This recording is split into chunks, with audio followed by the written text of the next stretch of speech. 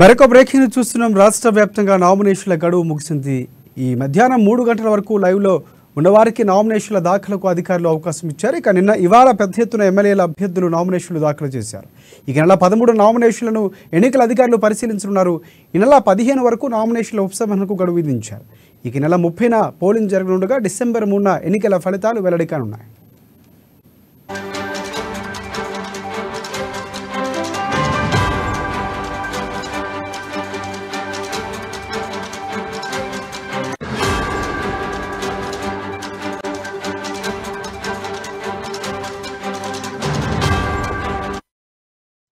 Breaking చూస్తున్నాం. రాష్ట్ర వ్యాప్తంగా నామినేషన్ల గడువు ముగిసింది.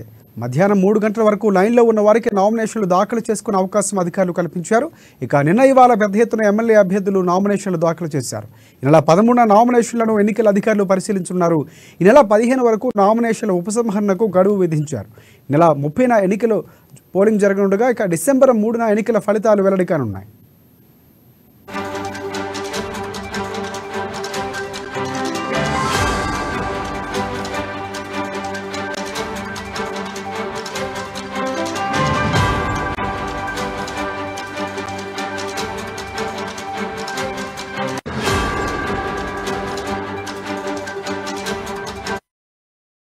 బ్రేకింగ్ చూస్తున్నాం. రాష్ట్ర వ్యాప్తంగా నామినేషన్ల గడువు ముగిసింది. మధ్యాహ్నం 3 గంటల వరకు లైన్లో ఉన్న వారికి నామినేషన్లు వేసుకునే అవకాశం కల్పించారు అధికారులు.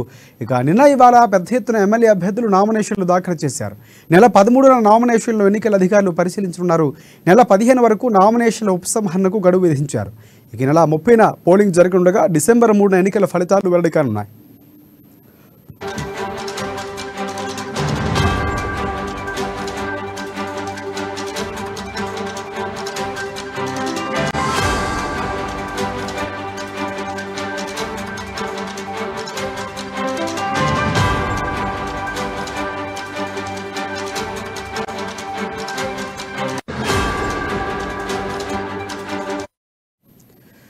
బ్రేకింగ్ చూస్తున్నాం. రాష్ట్ర వ్యాప్తంగా నామినేషన్ల గడువు ముగిసింది. నెల 3 గంటల వరకు ఈరోజు లైన్లో ఉన్న వారికి నామినేషన్లు దాఖలు చేసుకునే అవకాశం అధికారులు కల్పించారు. ఇక ఇవాళ పెద్ద ఎత్తున ఎమ్మెల్యే అభ్యర్థులు నామినేషన్లు దాఖలు చేశారు. నెల 13 నామినేషన్లకు అధికారులు పరిశీలించున్నారు. ఇక నెల 15 వరకు నామినేషన్ల ఉపసంహరణకు గడువు విధించారు. నెల 30న పోలింగ్ జరగనుండగా డిసెంబర్ 3 ఎన్నికల ఫలితాలు వెల్లడి కానున్నాయి. దీనిపై మరిన్ని అప్డేట్స్ అందించేందుకు మా ఇన్పుట్ ఎడిటర్ శ్రీనివాస్ మనకు అందుబాటులో ఉన్నారు.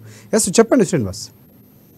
హాయ్ రాజశేఖర్, ఏదైతే ఎన్నికల ప్రక్రియలో కీలకమైన నామినేషన్ల ఘట్టం కొద్దిసేపటి క్రితమే ముగిసింది. సరిగ్గా 3 గంటలకు నామినేషన్ల ప్రక్రియ అనేది ముగిసింది. అయితే ఎవరైతే నామినేషన్లు వేసేందుకు లైన్ లో ఉన్నారో వాళ్ళకందరికీ కూడా ఎన్నికల సంఘం నామినేషన్లు వేసేందుకు అవకాశం కల్పించింది. ఇక మొత్తంగా చూసుకుంటే కనుక ఈ నెల 3న ప్రారంభమైన నామినేషన్ల ప్రక్రియ ఈ రోజు 3 గంటల వరకు కూడా నిరాఘంటంగా కొనసాగుతూ వచ్చింది. అయితే ఎంతమంది ఇప్పటివరకు పోటీలో ఉన్నారు అనేది మనకి నవంబర్ 15 అంటే నామినేషన్ల ఉపసంహరణ తర్వాత ఎంతమంది పోటీలో ఉన్నారనేది ఒక క్లారిటీ వచ్చే అవకాశం ఉంది. ఇది కూడా ఎన్నికల సంఘం దీనికి సంబంధించి ఒక నోట్ను కూడా విడుదల చేస్తుంది. అయితే ఇప్పటి వరకు ఉన్న మన తాజా సమాచారం ప్రకారం చూసుకుంటే కనుక నిన్న ఒక్కరోజే 1129 మంది అభ్యర్థులు నామినేషన్ వేయడం జరిగింది.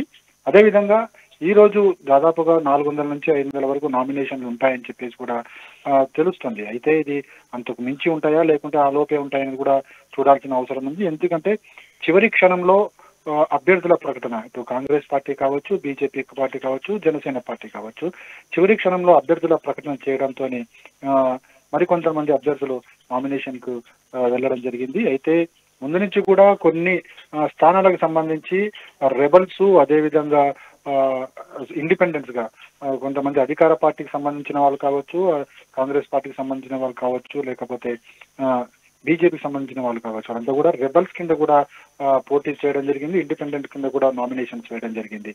మొత్తానికి చూసుకుంటే కనుక ఎన్నికల్లో ప్రధానమైన నామినేషన్ల ప్రక్రియకు సంబంధించి కొన్ని చోట్ల చెదురుమదురు సంఘటనలు కావచ్చు, లేకపోతే ఘర్షణపూరిత వాతావరణం కావచ్చు, ఇట్లాంటివి నెలకొన్నాయని చెప్పొచ్చు. ఉదాహరణకు చూసుకుంటే కనుక పటాన్ చెరువులో అభ్యర్థుల మార్పు కావచ్చు, అదేవిధంగా మనకి వేముల వాళ్ళకి సంబంధించి కావచ్చు, అదేవిధంగా రంగారెడ్డికి సంబంధించి కావచ్చు, ఇలా కొన్ని చోట్ల ఏదైతే అభ్యర్థులను చివరి క్షణంలో మార్చడంతో అక్కడ ఆగ్రహము, ఆందోళనలు, రోదనలు కూడా కనిపించాయి.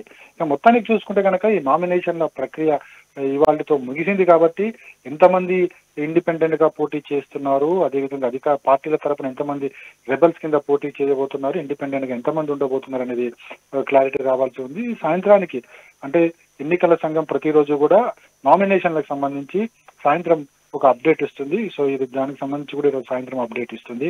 ఇక అదే విధంగా ఎవరైతే నామినేషన్ చేశారో వాళ్ళందరూ కూడా వాళ్ళ నామినేషన్ల పరిశీలన కొనసాగుతుంది. పరిశీలనలో ఏ విధమైన తేడాలు వస్తే వాటన్నిటిని కూడా పక్కకు తొలగిస్తారు.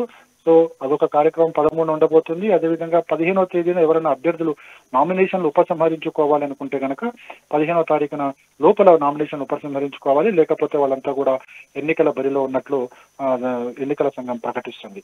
ఇక నామినేషన్లకు సంబంధించి చూసుకుంటే కనుక ఈ రోజు ప్రముఖంగా చూసుకుంటే కనుక రేవంత్ రెడ్డి కామారెడ్డిలో కొద్దిసేపటి క్రితమే నామినేషన్ వేయడం జరిగింది. ఆయనతో పాటుగా కర్ణాటక ముఖ్యమంత్రి సిద్ధరామయ్య, అదేవిధంగా సిపిఐ కార్యదర్శి నారాయణ తదితరులు పాల్గొనడం జరిగింది. దీని తర్వాత బీసీ డిక్లరేషన్ మీద సభ కూడా నిర్వహించబోతున్నారు. అదేవిధంగా నిన్న చూసుకుంటే కనుక నిన్న సుముహూర్తం ఉండడంతోనే పెద్ద ఎత్తున నామినేషన్లు కొనసాగాయి. మొత్తం ఈ 7 రోజుల నామినేషన్లో నిన్న చాలా ఎక్కువ నామినేషన్లు దాఖలైనట్లు కూడా మనకు తెలుస్తుంది. ముఖ్యంగా చూసుకుంటే కనుక ముఖ్యమంత్రి బీఆర్ఎస్ నేత కేసీఆర్ కూడా ఇటు కామారెడ్డి నుంచి, గజ్వేల్ నుంచి నామినేషన్ వేయడం జరిగింది. అదేవిధంగా హరీష్ రావు సిరిసిల్ల నుంచి నామినేషన్ వేయడం జరిగింది. హరీష్ రావు సిద్దిపేట నుంచి నామినేషన్ వేయడం జరిగింది. అదేవిధంగా మంత్రులు చూసుకుంటే కనుక ఇంద్రకరణ్ రెడ్డి నిర్మల్ నుంచి, కుప్పల ఈశ్వర్ ధర్మపురి నుంచి, జగదీప్ రెడ్డి ఇలా సూర్యాపేట నుంచి నామినేషన్ వేశారు. గంగుల కమలాకర్ కరీంనగర్ నుంచి నామినేషన్ వేయడం జరిగింది. అదేవిధంగా బీజేపీ ఎన్నికల కమిటీ అధ్యక్షుడు ఈటల రాజేందర్ హుజూరాబాద్ నుంచి నామినేషన్ వేశారు.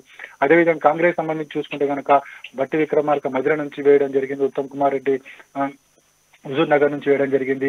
అదేవిధంగా పొంగులేటి పాలేరు నుంచి పోటీ చేస్తే నామినేషన్ వేశారు. అదే పాలేరు నుంచి సిపిఎం నుంచి తమ్మినేని వీరభద్రం కూడా నామినేషన్ వేయడం జరిగింది. మొత్తానికి చూసుకుంటే కనుక నామినేషన్ల పర్వం కొద్దిసేపటి మీద ముగిసిపోయింది. అయితే ఇప్పుడు చివరిగా మనం చూడాల్సింది ఎన్నికల బరిలో ఎంతమంది ఉండబోతున్నారు అనేది మాత్రం మనకి నవంబర్ 15 తర్వాతే ఒక క్లారిటీ వచ్చేది ఉంది. దానికి సంబంధించి కూడా ఎన్నికల సంఘం అధికారికంగా ఒక ప్రకటన విడుదల చేస్తుంది. ఇక ఈ రోజు నుంచి చూసుకుంటే కనుక సరిగ్గా 18 రోజులు అంటే ఎన్నికలకు 2 రోజుల ముందు ప్రచారం ఘట్టం ముగుస్తుంది కాబట్టి సో 18 రోజులు ఈ రోజు నుంచి 18 రోజులు చాలా కీలకంగా పార్టీలన్నీ కూడా భావిస్తున్నాయి. ఈ 18 రోజులు కూడా అభ్యర్థులు తమ ప్రచారాల మీద దృష్టి సారించబోతున్నారు. అదేవిధంగా ఇటు కాంగ్రెస్ నుంచి చూసుకుంటే కనుక ఏఐసిసి పెద్దలు అటు సోనియా గాంధీ కావచ్చు, రాహుల్ గాంధీ కావచ్చు, ప్రియాంక గాంధీ కావచ్చు, మల్లికార్జున ఖర్గే కావచ్చు, ఇలా ఏఐసిసి పెద్దలందరూ కూడా రాష్ట్రంలో సుడిగాలి పర్యటనను ప్రచారాలు చేసుకుంటూ చేయబోతున్నారు. అదేవిధంగా కాంగ్రెస్ సంబంధించిన ముఖ్యమంత్రులు, అదేవిధంగా ఇతర రాష్ట్రాల పిసిసి అధ్యక్షులు కూడా తెలంగాణలో తీవ్ర స్థాయిలో ప్రచారం చేయబోతున్నారు. ఇక అదే విధంగా బీజేపీ కూడా తన ప్రచారాన్ని ముమ్మరం చేస్తుంది. ప్రధాని మోడీతో పాటుగా అమిత్ షా పర్యటించబోతున్నారు. అదేవిధంగా ఆ పార్టీకి చెందిన వివిధ రాష్ట్రాల ముఖ్యమంత్రులు కూడా ప్రచారంలో పాల్గొనబోతున్నారు.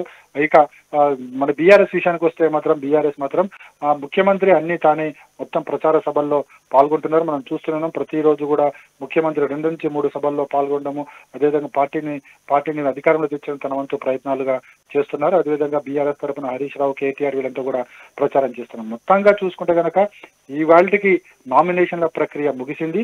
ఈ రోజు నుంచి ఇక ప్రచారం మీదనే పార్టీలు దృష్టి సారించబోతున్నాయి. Rajasekhar, thank you, thanks for update Srinivas.